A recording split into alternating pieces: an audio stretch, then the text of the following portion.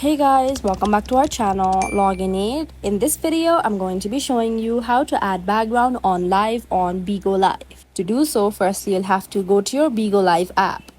Once you open your app, now to go live, you'll have to tap on the live button at the bottom of your screen right between the videos option and the chats option. Once you tap on that, your camera opens up. Now, once you're here, to add a background, you'll have to first tap on the star icon on the right side of the Go Live button. Once you tap on that, a bar opens up from the bottom of your screen with various types of masks.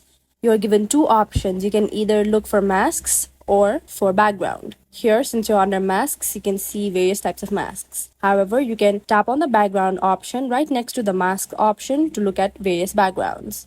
You may scroll down and choose one of the backgrounds that you like.